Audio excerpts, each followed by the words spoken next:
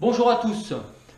Aujourd'hui, je vais vous expliquer comment travailler vos techniques de points et vos enchaînements de techniques de points avec une bande élastique, comme celle-ci, pour une quinzaine ou une vingtaine d'euros que vous trouverez dans des magasins spécialisés.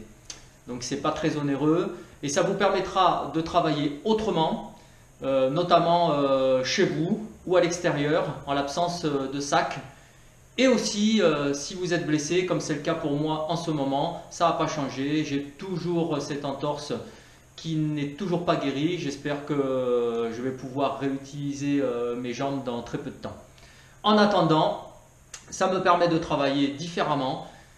Et voilà, je vais vous expliquer à quoi ça consiste. La fois dernière, j'ai réalisé une vidéo dans laquelle j'expliquais comment travailler en statique vos techniques de points et enchaînement de techniques de points. Là, c'est la même chose, sauf qu'on va y rajouter cette bande élastique pour avoir de la résistance. Ça vous permettra d'être plus explosif, d'être plus rapide, notamment en l'absence de cette bande élastique. Voilà, donc vous pourrez travailler sous forme d'un bloc de X minutes ou plusieurs petits blocs de plus courte durée, sous forme de, je le répète, plusieurs fois 30 secondes de travail, 15 secondes de récupération active ou non, ou bien 1 minute de travail et 30 secondes de récupération active ou non, ou bien encore 1 minute 30 de travail et 30 secondes de récupération active ou non, voire encore 2 minutes de travail et 1 minute de récupération active ou non. Voilà. Donc moi j'aime bien travailler par exemple en effectuant un bloc de 10 minutes ou 12 minutes avec des séquences de 1 minute 30 de travail et 30 secondes de récupération. C'est ce que je fais actuellement en ce moment. Et je vais vous montrer plus précisément en quoi ça consiste. Donc comme la fois précédente, vous travaillerez en statique devant un miroir si possible, en position de garde. Donc je fais un pas dans le sens de la marche en avant, je fléchis légèrement mes genoux, je suis bien assis sur mes appuis, je serre les coudes le long du tronc. J'ai mes poings fermés en protection à hauteur du visage. Je baisse la tête, je rentre le menton, je rentre les épaules. On rentre un petit peu dans ce qu'on appelle la tortue. On se met en position comme ça de bien rentrer. Et donc cette fois-ci, on aura cette bande élastique. Donc, je la place. Vous avez vu comment je fais. Je la mets dans le dos. Là. Je prends les extrémités, je les mets dans mes mains. Et donc, je me mets en position de garde. Et durant 1 minute 30, je vais travailler un premier enchaînement de techniques simple, direct avant, direct arrière. Et ça donnera quelque chose comme ça.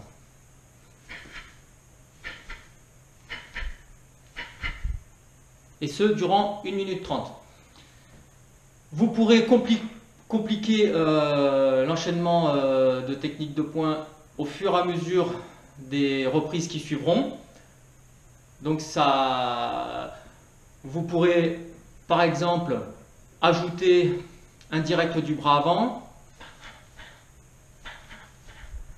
Vous pourrez modifier cet enchaînement et rajouter un crochet du bras avant figure.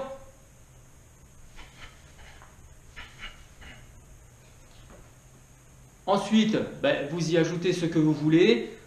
Moi, par exemple, j'aime bien tout travailler. Donc, du coup, je vais rajouter un crochet du bras arrière figure.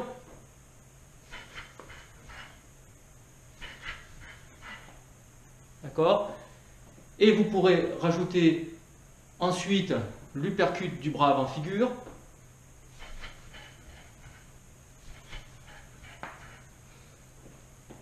Et encore, vous rajouterez ensuite l'uppercut du bras arrière figure.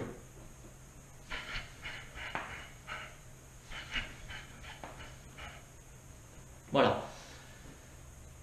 Mais vous pouvez aussi modifier tout ça à votre guise. Mais moi, ce que j'aime bien faire aussi pour corser tout ça, c'est inverser les techniques.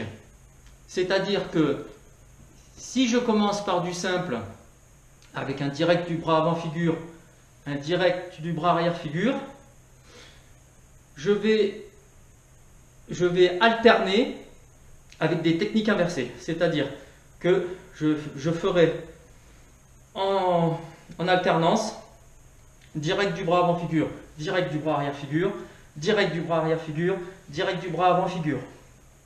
Et ça fera ça.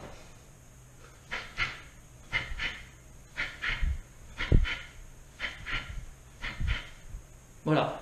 Et ce, durant 1 minute 30 en ce qui me concerne. Après 30 secondes de récupération, si je reste sur ce principe-là, je modifierai et je peux par exemple ajouter comme tout à l'heure le crochet du bras avant figure, suivi, si j'inverse, ça sera le crochet du bras arrière figure et ça va donner quelque chose comme ça. Attendez, je recommence.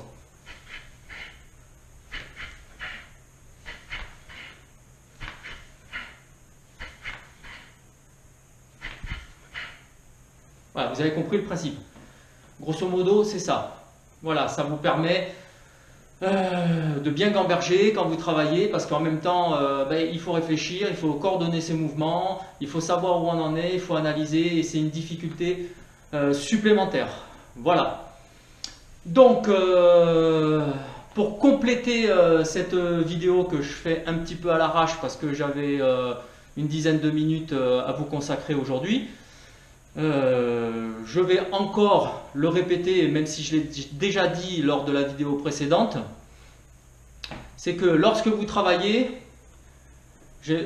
moi personnellement, j'aime bien qu'on travaille tout un ensemble, c'est-à-dire le positionnement, la gestuelle, la technique, le cardio, toutes ces choses-là en même temps.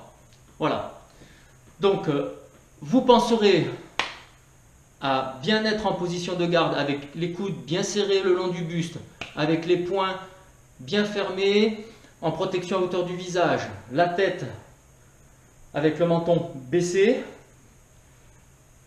Et tout ça, pourquoi? Parce que si vous commencez à élargir cette garde, à montrer des zones à votre adversaire, ça lui sert de cible. Pensez à ça, lui il y verra des cibles à atteindre. Également, si vous levez la tête et que vous présentez votre tête comme ça à votre adversaire, lui il va vous toucher au niveau de la mâchoire et puis ça fait beaucoup plus mal que dans la zone frontale où c'est plus dur, vous pouvez recevoir les chocs.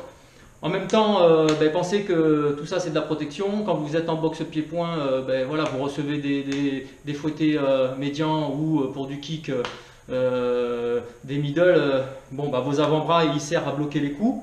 D'accord. Qu'est-ce que je peux dire encore? Pensez également que lorsque vous travaillez, voilà, à bien visser ces points pour venir toucher ici à l'impact votre cible. Et je sais que j'oublie encore quelque chose, mais ça va venir, à moins que j'y pense pas. Sinon, tant pis.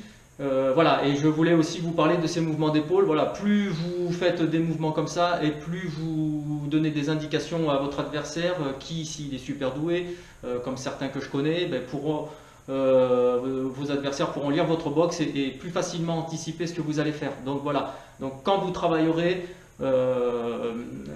pensez toujours à toutes ces choses-là. Voilà, il faut travailler avec intensité, dynamisme, pensez au positionnement, pensez à la gestuelle, pensez à la technique, pensez à toutes ces choses, c'est très très important parce que si vous oubliez tout ça, lorsque vous boxerez plus tard, ça ne va pas s'intégrer, vous allez commettre plein d'erreurs. Déjà qu'on en commet toujours, et voilà, essayez de travailler le plus proprement possible. Donc, je remontre rapidement ce qu'on fait.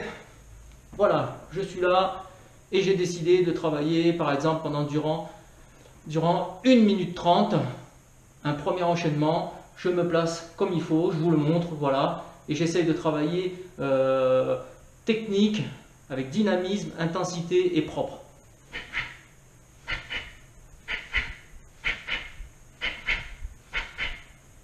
Voilà. Et si je rajoute une super difficulté, ça pourrait faire...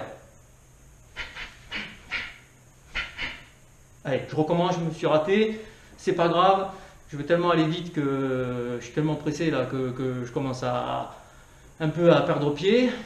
Donc je vais rajouter qu'une difficulté.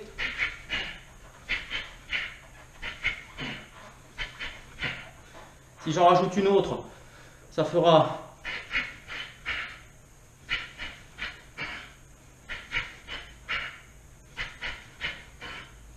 Voilà, vous avez compris le principe.